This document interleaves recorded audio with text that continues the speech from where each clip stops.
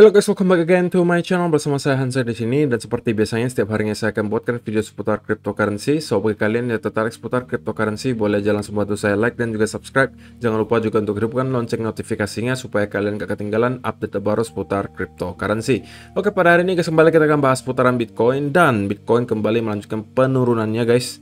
Dan kita bakalan bahas kira-kira apa penyebabnya, kemudian apa yang bisa kita expect untuk beberapa hari ke depan. So stay tune terus sampai akhir video. Kita akan mulai videonya sekarang. Let's go.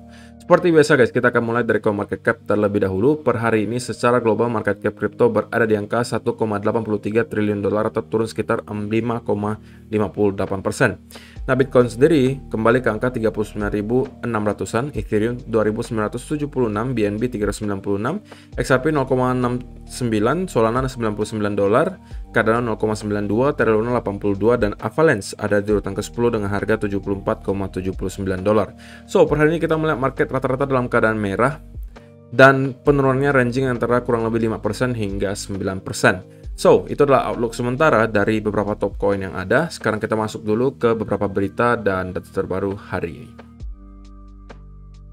Nah, untuk alasan atau penyebab penurunan yang terjadi kemarin, menurut saya salah satu penyebabnya adalah ini guys. Disebutkan di sini, White House says it expects inflation to be extraordinarily elevated in new report. Jadi seakan-akan udah dikasih kisi-kisi gitu ya oleh White House bahwa kali ini data CPI-nya kemungkinan akan naik sangat tinggi. Dan ini menyebabkan sebelum data CPI keluar pun kita udah melihat market mulai sell off lagi. Ya kan, dari yang awalnya 41 ribuan hingga 39 ribuan, dan kita tidak melihat ada tanda-tanda bahwa buyers masuk. Kenapa? Karena kita turunnya terus-menerus. Tidak ada koreksi, tapi kita terus-menerus turun. Dan menurut saya salah satu penyebab utamanya adalah ini, bahwa market panic selling akibat kisi-kisi yang dikasih oleh White House bahwa data CPI yang akan keluar malam hari ini kemungkinan akan sangat tinggi. Gitu ya. Dan perlu kalian ingat, data CPI-nya baru akan keluar nanti malam guys, jam 7.30. Menurut kalian apakah kita atau saya harus live? Silahkan kalian komentar di kolom komentar di bawah. Kalau pengen mantau bareng, silahkan kalian komentar. Kalau misalnya banyak yang mau, saya bakal lakukan live nanti malam. Dan kalau misalnya kita lihat, memang nanti malam itu tetap ekspektasinya data CPI atau inflasi di US itu masih akan tetap mengalami kenaikan. Gitu ya, ekspektasinya seperti itu. Dan yang ini guys, oke? Kemarin kita udah tahu bahwa data CPI yang keluar terakhir itu 7,9%. Kemudian yang untuk malam hari ini jam 7.30 malam waktu Indonesia Barat, kita diekspektasikan akan mengalami kenaikan lagi atau mendapati kenaikan sebesar 0,5% menjadi 8,4%. Tetapi tentunya ini adalah ekspektasi dari pasar. Sedangkan tadi kita dikasih kisi-kisi dari White House bahwa kemungkinan angkanya bakalan sangat tinggi kenaikannya. Apakah itu berarti akan lebih dari 8,4? Who knows? Gitu ya. Ya kalau misalnya yang terjadi adalah memang itu di atas banget dari ekspektasi pasar, ya bisa jadi kita juga akan kembali melihat lagi penurunan lanjutan di market. Tetapi menurut saya sebagian orang gitu ya, yang panic selling, itu udah panic selling dari semalam gitu. Kalau misalnya orang-orang yang pengen jualan hanya karena ngeliat CPI-nya tinggi atau data CPI yang tinggi, harusnya udah mulai jualan dari semalam. Kenapa? Karena dari semalam udah dikasih kisi-kisi sama si White House bahwa CPI yang hari ini bakalan keluar itu sepertinya bakalan luar biasa tinggi, extraordinarily elevated, gitu ya. Jadi ya kita bakalan lihat apa yang sebenarnya terjadi nanti malam, apakah data CPI-nya akan keluar di atas 8,4 ataukah sesuai dengan ekspektasi atau malah di bawah ekspektasi. Kita bakalan cek nanti malam jam 7.30 waktu Indonesia Barat. Nah, karena terjadinya penurunan yang cukup drastis dari beberapa hari yang lalu hingga sekarang, tentunya kita tidak ketinggalan juga melihat para traders ke liquid lagi. Dan ada total 132.243 traders yang ke-liquid selama 24 jam terakhir. Nah, kalau kalian perhatikan likuidasinya tuh lumayan besar, 457 juta dolar guys. Dan tidak heran 90%-nya adalah orang-orang yang long. Jadi kita bisa ambil kesimpulan juga, selain ada orang-orang panic selling, ini juga dicampur sedikit long squeeze ya. Jadi kita melihat ada drop yang cukup parah juga dari yang ya beberapa hari lalu kita masih di kurang lebih 44.000, sekarang udah kembali di area 39.000 gitu ya. Sekali lagi mudah-mudahan tidak ada satupun dari kalian yang termasuk list orang-orang yang ke liquid hari ini. Nah, yang berikutnya ini mungkin sedikit hopium lah ya untuk para investor gitu kan, karena menurut si BTC Fuel, kita ini kemungkinan sekarang berada di Justin Memis Sentiment Cycle. Kalau misalnya kalian udah lama di dunia trading, investasi, ya kalian pastinya tahu bahwa di sini ini teorinya banyak banget gitu guys. Untuk melakukan analisa, pattern-pattern, dan lain sebagainya, itu teorinya banyak banget. Dan misalnya nih Wyckoff Theory, kita juga udah pernah bahas. Kemudian atau misalnya kalian pernah baca Elliott Wave Theory misalnya. Dan di sini ini juga salah satu teorinya adalah Justin Memis Sentiment Cycle. Saya pribadi juga baru pernah dengar gitu ya. Apakah kalian udah pernah dengar guys? Kalau misalnya kalian pernah, kalian boleh kasih komentar di kolom komentar di bawah. Dan menurut si Justin Memis Sentiment Cycle, maka beberapa fase yang bisa terjadi di market adalah ini guys. Pertama, returning confidence atau kembalinya rasa percaya diri para investor, kemudian buy the dip, kemudian fase antusiasme, kemudian fase panik, discouragement, wall of worry, anxiety, kemudian aversion, denial, dan yang terakhir returning confidence, balik lagi ke sini gitu ya. Dan kalau kita lihat secara kasat mata gitu guys ya, memang pattern kali ini lumayan mirip ya pergerakannya, dimana di sini adalah returning confidence-nya, kemudian di sini buy the dip-nya sama di sini, kemudian antusiasmenya di sekitaran sini, kemudian kita di dump masuk ke fase panik, discouragement, wall of worry di sekitaran sini. Kemudian kita masuk ke fase anxiety di sekitaran sini. Dan menurut si BTC Fuel, harusnya kali ini kita sudah berada di fase aversion. Nah, kalau memang gitu ya, kita akan melakukan atau mengikuti dengan cycle yang terjadi di sini, maka harusnya yang terjadi berikutnya adalah kita masuk ke fase denial, alias kita akan mendapatkan semacam V-shape recovery dari sini dan mungkin menuju ke high baru. Di sini kita masuk ke denial. Dan kalau misalnya kita menembus ke high baru, maka itu kita akan masuk lagi ke returning confidence. Gitu ya. Dan ya, ini tentunya merupakan hopium lah ya untuk para investor yang masih berharap untuk bull. Dan ya, ini kalian jangan gunakan untuk short term trading ya guys ya. Bukan berarti kalau misalnya kita lihat ini, wah berarti boleh buy sekarang kok. Kalau kalian traders, lain lagi ceritanya guys. Ini boleh kalian jadikan sebagai tambahan informasi. Tapi tentunya kalau misalnya kalian seorang trader, kalian perlu namanya apa? Kalian perlu namanya setup dulu. Setup sudah ada, baru tunggu konfirmasinya. Setelah konfirmasinya terjadi, kalian baru boleh masuk. Nah, kalau misalnya kalian mengatakan, saya pengen buy di sini kok. Nah, pertanyaan selanjutnya dari saya, alasannya kenapa kalian pengen buy di sini? Gitu kan? Setupnya apa? Alasannya apa? Kemudian konfirmasinya sebelah mana? Nah, kalau sudah jelas semua itu dan kalian sudah mengatakan, oke, saya juga udah tahu stop loss saya bakalan di mana, take profitnya bakalan di mana, alasan saya ini, sudah ambil saja gitu guys. Tapi kalau belum ada, ya jangan.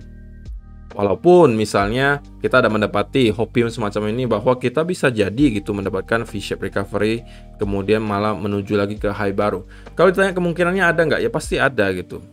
Tapi kalian sebagai trader tidak akan bijak kalau misalnya kalian langsung buy di sini hanya karena ngelihat ada gambar seperti ini. Tidak seperti itu juga guys. Di sini saya hanya mengcover gitu apa-apa saja yang bisa menjadi skenario berikutnya yang terjadi. Oke, justru karena itu kita butuh melakukan planning untuk masing-masing skenario. Kalau misalnya skenario A yang terjadi, kita harus lakukan apa? Skenario B yang terjadi, kita harus lakukan apa? Karena kita tidak bisa menebak guys, next market bakalan kemana, itu nggak bisa. Kita bisa prediksi, tapi prediksi kan pasti ada probability-nya. Kita tidak bisa memastikan market habis ini bakalan kemana. Yang bisa kita lakukan, kalau saya sebagai seorang technical analis, hanya mengatakan bahwa apabila market kasih tahu ke saya ini A, maka saya akan menjalankan plan A. Tapi kalau misalnya market kasih saya B, maka saya akan menjalankan B. Gitu kan? Jadi saya tidak terlalu memusingkan gitu untuk menebak secara pasti ini habis ini market pasti kemana nih. Enggak. Saya tunggu setup yang jelas, tunggu konfirmasinya, sudah ada itu semuanya, sudah saya masuk. Jangan sampai terlalu overthinking juga guys. Oke, karena kita tidak akan bisa menebak secara 100% pergerakan market selanjutnya akan ke arah mana. Dan kalaupun analisa kalian salah, selama risk management-nya kalian baik, harusnya kalian tidak akan pernah ke liquid. Karena berarti kalau kalian menerapkan risk management yang baik, harusnya sekali trade itu kalian tidak akan meresikokan terlalu banyak portofolio kalian. Ada yang mengatakan maksimal hanya boleh 1%. Ada yang mengatakan 2%. Ada yang mengatakan 5%. Kalau menurut saya pribadi, ini tergantung modal kalian gitu. Kalau misalnya modal kalian hanya $100, dan kalian hanya meresikokan 1%, artinya resikonya cuma $1, ya itu terlalu kecil gitu guys. Jadi kalian mungkin ya harus adjust dengan total capital kalian. Semakin besar capital kalian, ya mungkin kalian resikonya diperkecil gitu. Kalau misalnya kalian cuma trading memakai capital $100, $200, ya mungkin kalian bisa adjust sedikit ke atas lah. Mungkin satu trade 3% sampai 5%, menurut saya masih dalam ambang batas wajar gitu.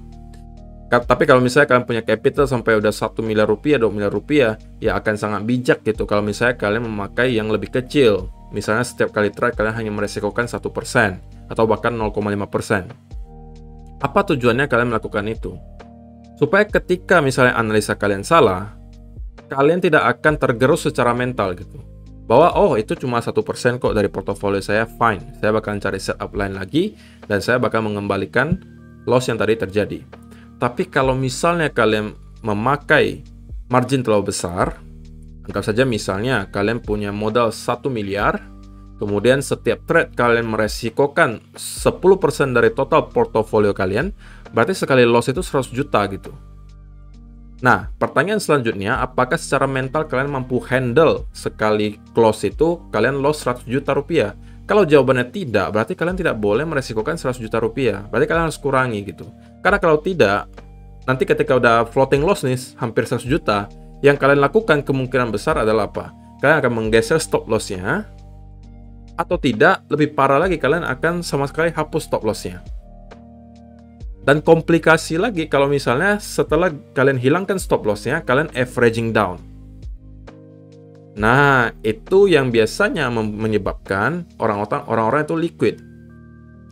Tapi kalau misalnya kalian menerapkan risk management yang baik, anggap saja kalian hanya meresikokan 1% atau 2% dari portofolio kalian, kalian salah 50 kali berturut-turut, itu baru habis uang kalian. Dan kalau misalnya gitu ya, kalian trading itu 10 kali berturut-turut kalian salah semua, gitu kan, atau analisanya salah semua, yaitu mungkin kalian harus berpikiran, oke, ini ada yang salah kemungkinan nih. Coba saya cek ulang, evaluasi ulang, backtesting lagi untuk strategi trading saya, apakah memang benar-benar works gitu kan. Tapi kalau misalnya dari 10 kali trading kalian loss 3 kali, 4 kali, itu adalah hal yang wajar gitu guys. 10 kali analisa, kalian salah analisa 4 kali. Itu adalah hal yang wajar. Hanya butuh kalian benar 5 kali, salah 5 kali, kalian tetap bisa cuan. Caranya gimana? Risk and reward-nya itu harus yang baik.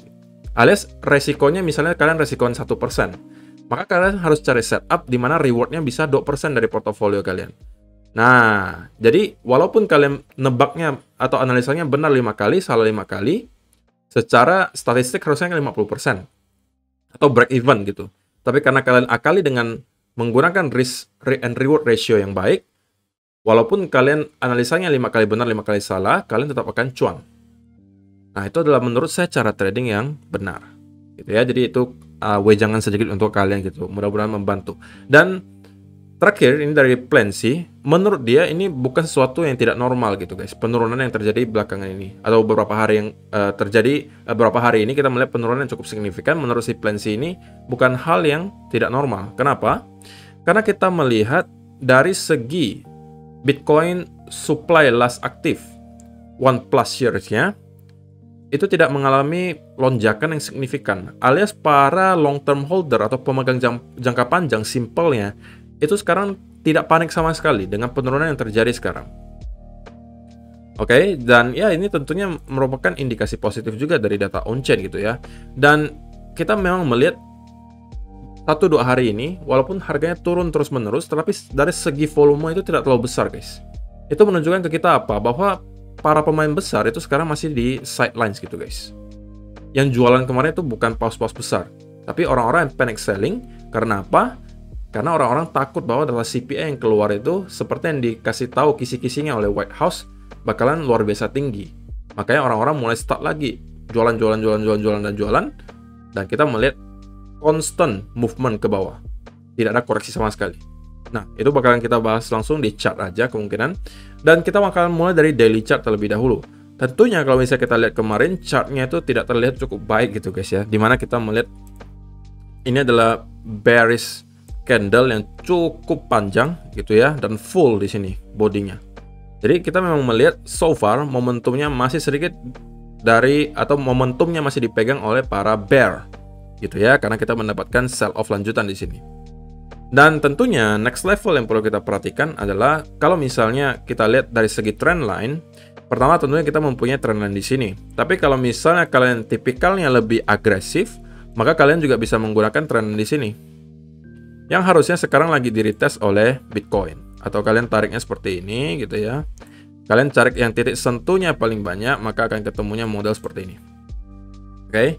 Nah, ini kalau misalnya kalian tipikal trader lebih agresif, kalian bisa memakai trend line di sini. Tapi kalau misalnya kalian lebih konservatif, kalian mungkin bisa menariknya dari wick di sini. Oke.